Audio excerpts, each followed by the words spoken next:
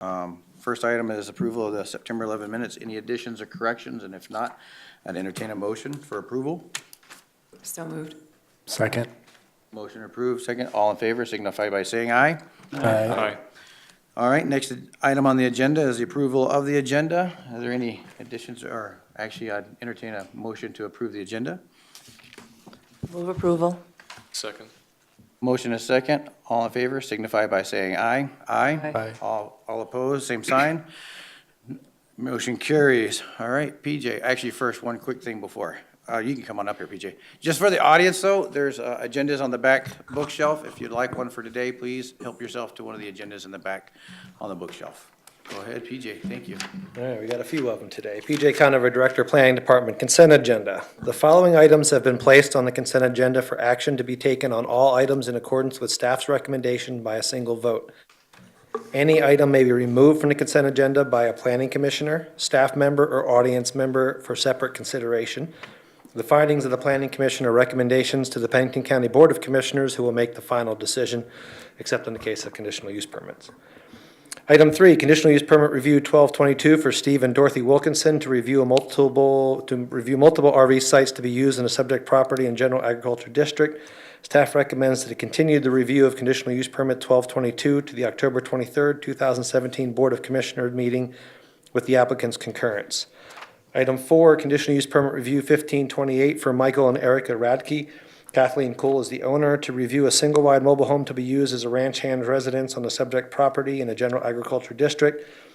Staff recommends approval of the extension of conditional use permit 1528 with 8 conditions. Item 5, conditional use permit review 1620 for Perry and Vicky Van Newkirk to review a pole barn constructed prior to a residential structure on the subject property in a low-density residential district. Staff recommends to continue the review of conditional use permit 1620 to the January 22nd, 2018 Planning Commission meeting to allow the applicant time to combine the 2 lots into one. Item 6, conditional use permit review 1625 for Alvin and Sharon Gullickson. Colin Gullickson, Thrive Properties LLC, as the agent to review a vacation home rental on the subject property in a low-density residential district. Staff recommends to continue the review of conditional use permit 1625 to the October 23rd, 2017 Planning Commission meeting. Item 7, conditional use permit review 1628 for Chase and Leslie Larson to review a recreational resort area on the subject property in a general agriculture district. Staff recommends approval of the extension of conditional use permit 1628 with 19 conditions. Item 8, conditional use permit review 1630 for Carol and Paul Neiman to review an accessory structure, which is a pole barn, prior to a primary structure on the subject property in a general agriculture district. Staff recommends approval of the extension of conditional use permit 1630 with 11 conditions. Item 9, conditional use permit review 1632 for Lynn and Gloria Smith to review an existing single-family residence to be used as a ranch hand residence in a general agriculture district. Staff recommends approval of the extension of conditional use permit 1632 with 7 conditions. Item 10, conditional use permit review 1633 for Clinton Newley to review a single-wide mobile home to be used as a permanent single-family residence on the subject property in a suburban residential district. Staff recommends to continue the review of conditional use permit 1633 to the December 18th, 2017 Planning Commission meeting. Item 11, Plan Unit Development Review 9301 for George Bieber to review a recreational resort in a Plan Unit Development. Staff recommends approval of the extension of PUD 9301 with 6 conditions. Item 12, Plan Unit Development Review 0408 6S Properties LLC to review a Plan Unit Development that allows for up to 5 residential lots and a neighborhood commercial area. Staff recommends approval of the extension of Plan Unit Development 0408 with 8 conditions. Last one. Item 13, Conditional Use Permit 1735, Carolyn Hunt, to allow for a single-wide mobile home to be used as a single-family residence in a suburban residential district. Staff recommends approval of Conditional Use Permit 1735 with 9 conditions. PJ, are there any items that the staff would like to pull? Sir? Okay, commission, any commissioners want to pull? Nope. All right, public, any of these consent items, any of them want to be removed off the consent calendar for individual review? Seeing none, I would entertain a motion for approval. So moved. Second. Motion approval and second. Any discussion? Seeing none. All in favor signify by saying aye. Aye. All opposed, same sign. Motion carries. Thank you. Let's move to the next item. Good morning, Cassie Bolstead, Assistant Planning Director. Item 14 is a major plan unit development amendment, PU 1708. This is a request to amend the existing Rushmore Ranch Estates Plan Unit Development to change the use of Tract 43 from commercial to residential and to allow the use of a bed and breakfast on the subject property. The agent here is Julie Augenbaugh. The owners of this property are Eugene and Julie Kleindl. As this property exists today, it is zoned as a planned unit development. It is 3.88 acres. It's located within the Rushmore Ranch No. 1 Road District. Currently vacant of any structures, and there is no special flood hazard area on this property. The Rushmore Ranch Estates Planned Unit Development was originally done in 1994. It's been amended several times. Since then, the most recent amendment to this PUD was in May of last year when the county board approved a major planned unit development amendment to change the use of Tract 42, which is just across the street. This is Tract 43 highlighted in red. Tract 42 is this tract right here. They changed the use of Tract 42 from commercial to residential, which is the same thing that the applicants are requesting today. This was routed through the interdepartmental review process. Nothing of great concern came back. The Department of Transportation did want to note that they will not allow direct access to Highway 40 from this property. They did also make a note that there is a ditch block on this property approximately 300 feet west of Borglin Road, and that is not a DOT permitted access point and should not and cannot be used as access to this property once a single-family residence is built. This planned unit development amendment was applied for in August of this year. It was applied for by the agent, and on September 19th, the property owners sent an email stating that they were unaware of the request to include use of a bed and breakfast on the subject property, and they stated that they would like the bed and breakfast portion of the request removed. They do not want that as part of the request at this time. If future property owners do desire to have a bed and breakfast on the subject property, they can always apply for another major planned unit development amendment to add that desired use in. And if this planned unit development amendment is approved, staff does recommend to remove conditions number 6 and number 9, which reference neighborhood commercial lots, as this was the last neighborhood commercial lot within this PUD right now. Conditions number 6 and number 9 would be irrelevant since there would be no more neighborhood commercial lots. So staff is recommending approval of Major Plan Unit Development Amendment 1708 to change the use of Tract 43 from commercial to residential with 12 conditions. Any questions for staff? I have one question. Go ahead, Kathy. So so my understanding is that, on the first page of this item, under the request, it still includes to allow the use of bed and breakfast on the subject property, but the recommendation is to approve this and having that struck out. Right. Yep, because the current property owners do Right. not want to have the bed and breakfast. So it was advertised with a bed and breakfast. That's why you see the request on the first page still including a bed and breakfast. But then the approval is just to change the use from commercial to residential, not to include the bed and breakfast. Okay, thank you. Any further questions? Is the applicant here? Would the applicant like to speak? Or the agent? By all means, come forward come on up. I'm Julie Onbaugh. I am a realtor with Keller Williams Realty, and I represented the sellers when they purchased the lot.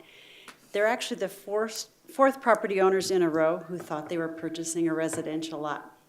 It totally slipped through the fact that this was zoned as neighborhood commercial, because I've talked to the previous owners, and each one of them thought that what they owned was a residential lot.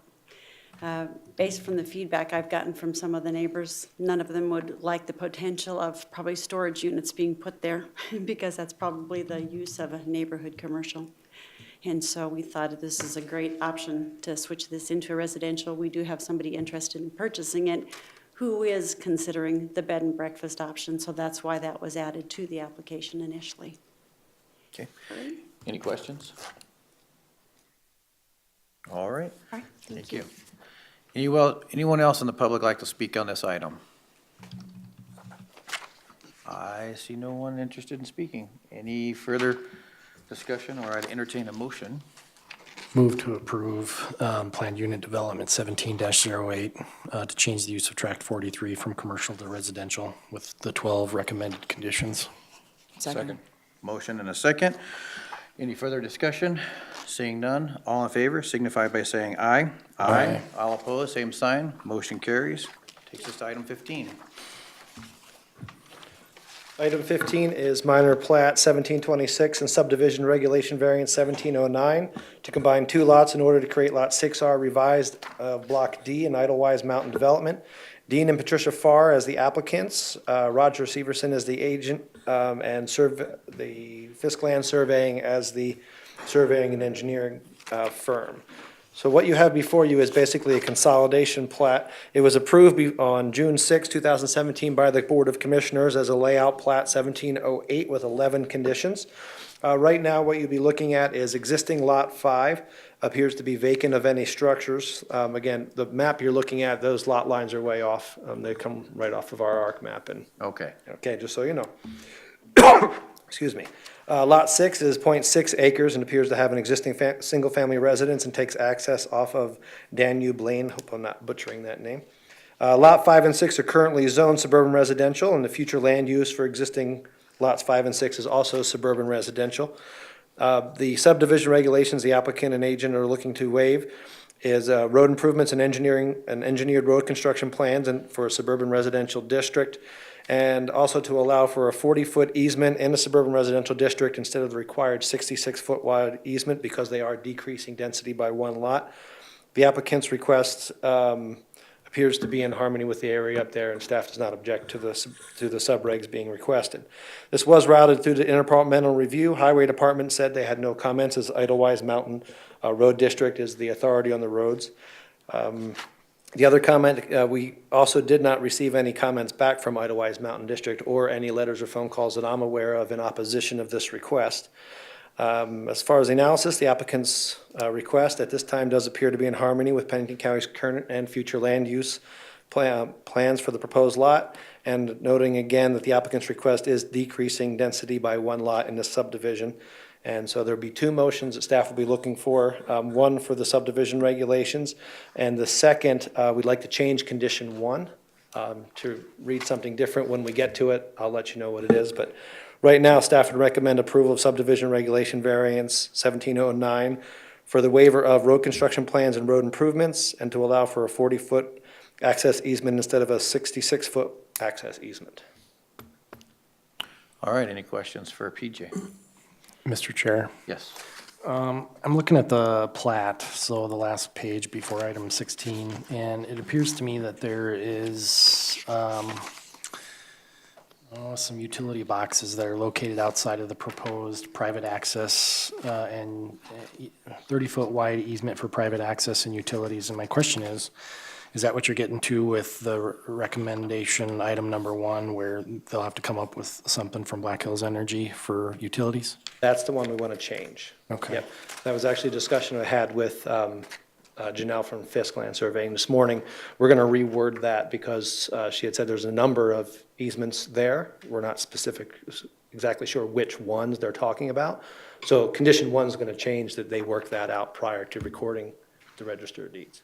Yeah, I guess my comment is then that I'm not seeing the revised utility easements to include those utilities that apparently run along that Danube Lane. So as long as that's addressed in item number 1 in the recommendation, I guess that's my comment. When we get there, yep. So if I understand, we're just going to work with the first recommendation first and the other ones later, correct? Correct, sir. Okay. Any other questions for PJ? Seeing none, any member, is the agent here who would like to speak on this? Anybody else in the audience like to speak on this item? Seeing none, any further questions? If not, I'd entertain a motion. I'll move for approval of subdivision regulations, variance SV 1709 with 2 conditions. Oh, sorry, waiver of 2. There's Second. Motion and a second to approve. Any further discussion? Seeing none, all in favor signify by saying aye. Aye. All opposed, same sign. Motion carries. All right. The next recommendation would be for the minor plat 1726, as stated, condition number 1.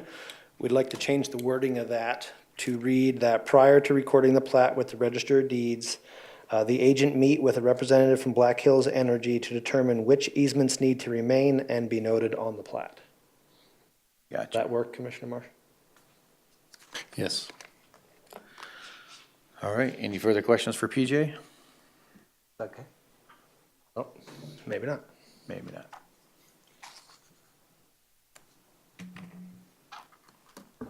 Good morning, I'm Janelle with Fisk Land Surveying, and I just wanted to offer clarification. We don't have any objection to the change in the wording, but on the site plan where you see the notation of pedestals, there's a telephone and electric.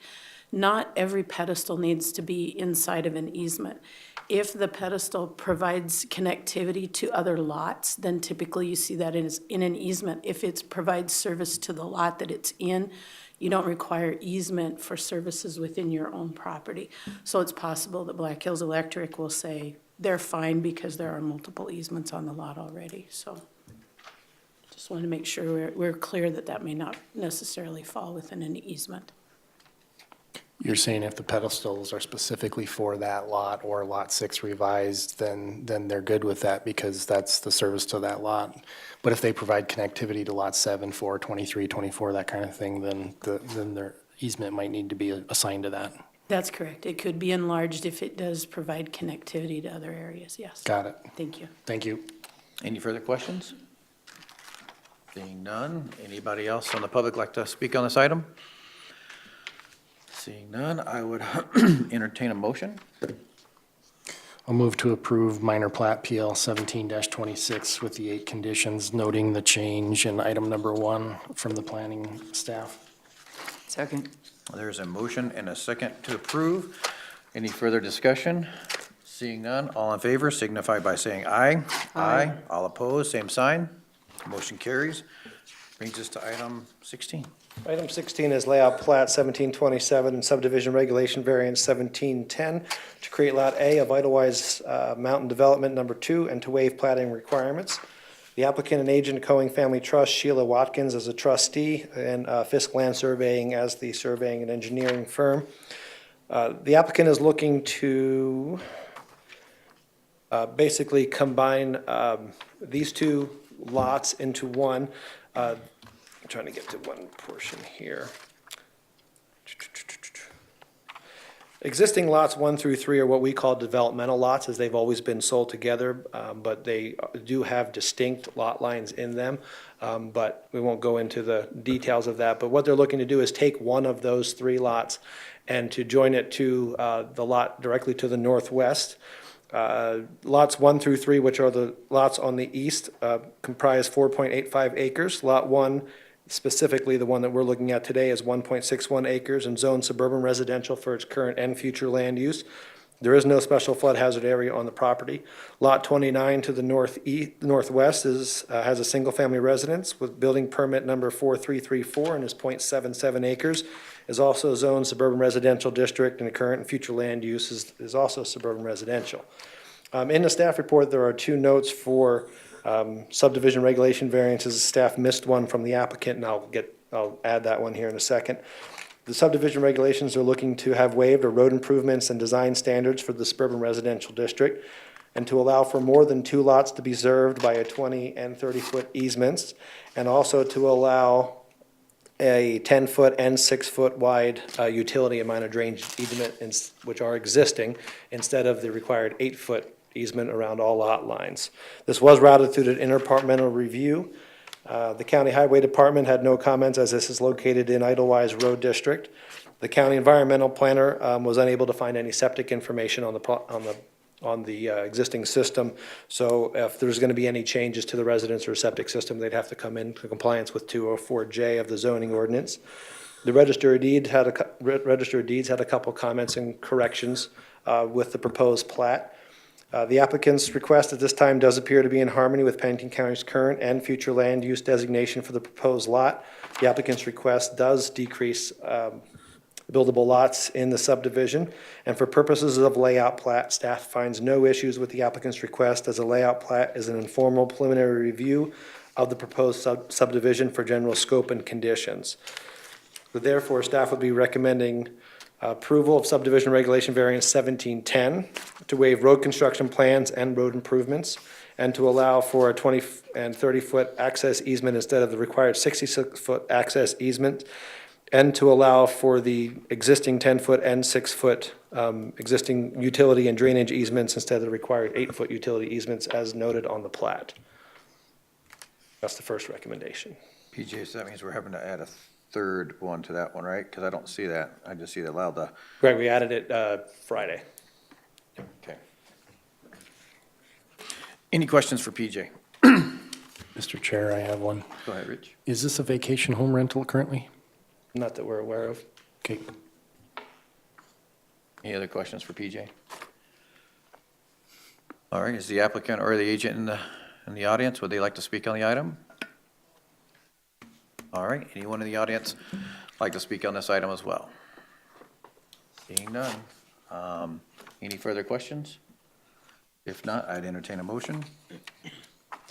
I'll move approval of the recommendation, staff recommendation to approve the subdivision regulations variance.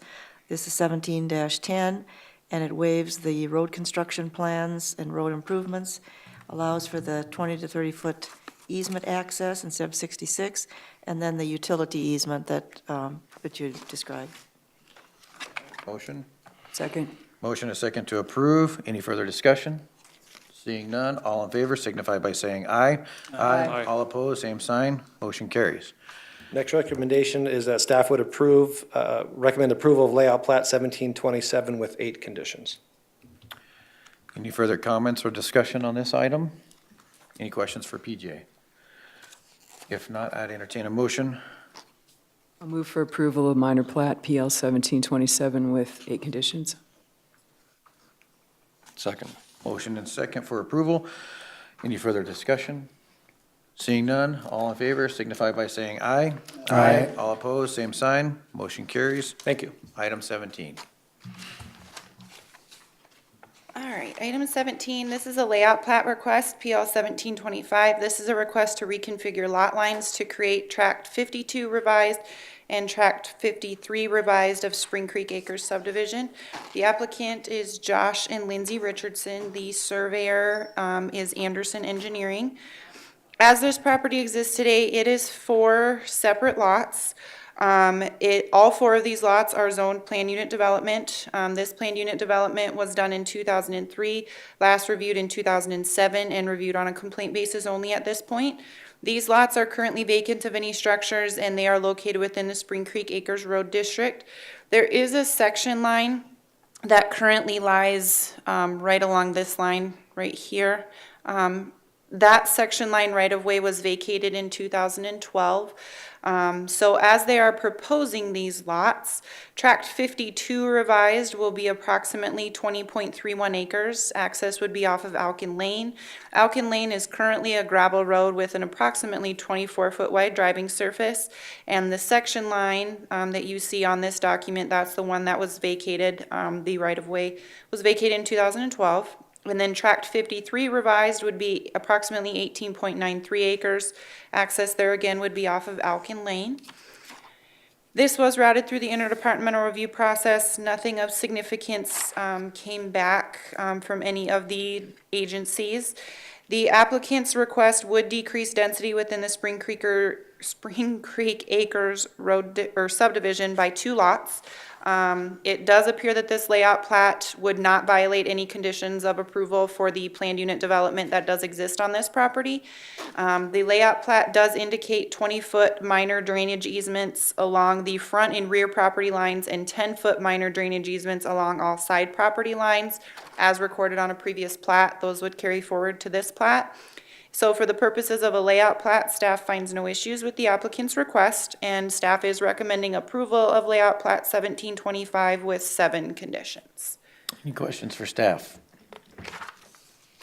Seeing none, is the applicant or agent in the audience? All right, is anybody else in the audience like to speak on this item? All right, seeing none, any further discussion up here? If not, I would entertain a motion. So moved to approve layout plat PL 17-25 with 7 conditions. Second. A motion and a second to approve. Any further discussion? Seeing none, all in favor signify by saying aye. Aye. All opposed, same sign. Motion carries. Thank you. That takes us to item 18. Right. Item 18, there's some changes to this one. Jerry noted some things that need to be adjusted. Item 18, County Board Report. The Board of Commissioners concurred with the Planning Commission's recommendation from the September 11th, 2017 Planning Commission meeting, with the exception of a vacation of plat for Walter Horton. This item was again continued at the request of the board. Okay, any questions? Nope, fair enough, all right. Anything else? Nothing else on that one? Nothing on that one. Okay. Items from the public. Anyone for the public have anything that they would like to bring forward? All right, seeing none, that carries us to item 20. Item 20, items from staff. The first is comprehensive plan meeting update. Series 3 of our meetings actually begins today at the Black Hills State University Rapid City campus, rooms 124 and 126. All meetings will start at 6 o'clock. Like I said, the first is today, second is going to be Wednesday in Hill City at 6 o'clock in the high school theater. And then on Thursday, starting at 6 o'clock at the City of Wall at the Wall Community Center. Again, the importance of these meetings is that they're going to be talking about land use, changing land use, we're making recommendations about the change of land use, possible new zoning districts, new names, new definitions, moving some of the permitted uses and conditional uses around. So this is where it really starts. This is probably one of the most important times in their public meeting process. PJ, I have a question. Sure. I know we've talked about these meetings here on the panel and everything, but when was the earliest they submitted this out? Because I'm on their email list, and the first time I've seen anything about these new dates, I know we've talked about it, but Yep. via email out to the public was this weekend.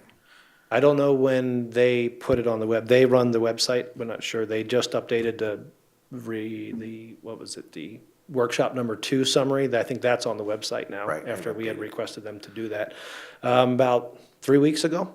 It would have been done sooner. We were trying to get something in New Underwood that delayed it a little bit by Right. about 5 days. And then once we get confirmations from each location, Then then we they put it out. Advise it. Yeah. Okay, yeah, I'm just wondering about, if it's coming down to last minute, how many people can arrange their schedules to come to these? I mean, if we're putting it out too late, I just want to make sure people have the opportunity to go. Is there a way we can do the next round of meetings, maybe make a deadline for advertising like 3 weeks out? Is there? We can, that's about where this one was. This was actually sent to over 100 people by mail, libraries, community centers, fire stations. Actually, staff put together a really comprehensive list that we're going to use because we'd like them to post it on their bulletin boards. So that was sent out, plus we sent it out to all the existing road districts that we know of. So that was an extra 200 contacts to their secretaries, vice presidents, so that they could disseminate it out. Also advertised in the newspaper.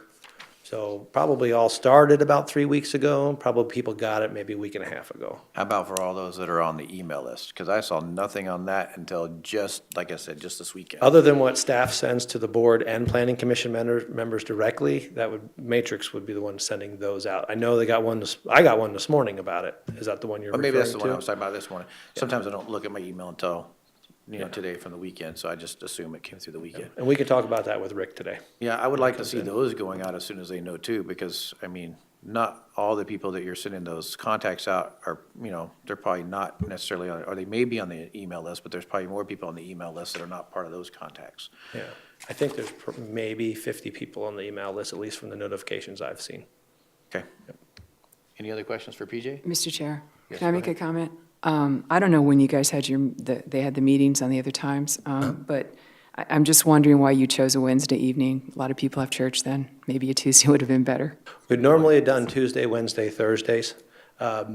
And Wednesday would have been a night we'd have done it this time too. Okay. We didn't do Tuesday. We originally were going to do Monday, Tuesday, Wednesday, but the 2 representatives, Rick and Celeste, coming from Matrix, have to be in Denver tomorrow. Okay. So they're going to be here today, tonight, fly to Denver tomorrow, fly back, and then be here for Wednesday, because we actually have meetings with them in the afternoon on Wednesday. Just a comment. Yeah, no problem. That's a actually pretty good comment. You're right. Yep.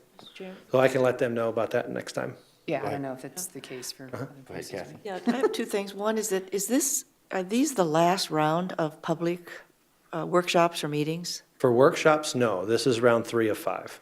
Round 3 of 5? Mm-hmm. So there's opportunity moving forward for people's comments to be heard. Absolutely. At And this. even during the whole process, each workshop has 3 meetings, so this is only meeting 7 of 15. Right, okay. And secondly, are these recorded video? I mean, so that people can go on the, No, I don't believe so. I don't think we're paying for that, no. no, okay. All right, thank you. Any further questions for PJ? All right, I believe that carries us to the next item. Well, yeah, we got a couple other, Oh, how many items do we have on this one? 74. Okay, great. So number 20, so the next item is chicken. So a little update on the discussion that we had. We brought it before the Board of Commissioners, and the Board of Commissioners are in favor of putting together a committee chaired by Commissioner Lassiter, who had offered that up last meeting. So what the process is going to be now is advertising for members of the committee, and then those applicants would come in and interview with the board, and then the committee would be formed. I would like to put a time limit on it. We haven't had any ordinance committees that I know of, even with existing ordinances, last less than a year. But this is quite an issue for our county and our office. It takes up a lot of our time. So we'd like to kind of get the right people on this committee as soon as possible and set a time frame on it, if we can. Oh, thank you so very much. You're PJ. welcome, sir. The last item also is just an item of note. So those who are familiar with the Valley Heights subdivision and some of the water concerns that are out there with they get their water from Box Elder, and when water is no longer available, Box Elder won't be supplying water to the subdivision that's in the county anymore. So some time ago, planning staff had been tasked with kind of mediating all the meetings with those that are involved, Box Elder, Rapid City, the people who own the pipes under the ground, some of the landowners. And we're putting together a public meeting for the residents of Valley Heights subdivision at the request of the board. It's going to be held on October 4th from 6 to 7 in this room. And basically what it's going to be is letting the residents of the subdivision know what some of their options are to kind of take it upon themselves to get a new water source. It's really their responsibility to take it. We're just going to give them the information and the avenues of where they can go. So do they currently not have water at all? No, they do. They do. They supplied from Box Elder through one of the towers. From the Public Works Director, there is some concern about the structural integrity of the tower underground. But they also said that water might not be available in the next 4 to 5 years. Okay, so this is trying to get them to take proactive action moving forward. Correct. There's been a lot of work done behind the scenes for the last, I don't even know how much, 9 months maybe, with those that own the pipes underground with Box Elder and Rapid City. But we're at a point now where it's really up to the landowners. Okay, Mr. Chairman? go ahead. You know, I'm just wondering, like, for example, I will not be able to attend on this day, but is there any way to get the information so that I can stay informed on this? I mean, there won't be video to watch. Will there on the October 4th? We could public talk meeting? with staff from the commissioner's office and see what we can do about that, possibly have something recorded, I don't know. Yeah, or, if you're giving them information, maybe that could be, the same information that you give them could be forwarded to us? If it's pieces of paper or, something, I don't know, it'd be Yeah. interesting to be able to kind of keep track of this, but I'm unable to be there. And Okay, we can. Most of this has been done even at the board level or higher, but we can give summaries of what's going on. And I definitely, what we're planning on handing out at the meeting, we can definitely make sure planning commissioners get. I'd appreciate that, thank you. Problem. Any further questions? Any other items, sir, PJ? No, sir. All right. Items from the membership. Anybody have anything on the membership here? Seeing none, then I would entertain a motion for adjourn. So moved. Second. Motion and a second. All in favor signify by saying aye. Aye. All opposed, same sign. We are adjourned. Thank you.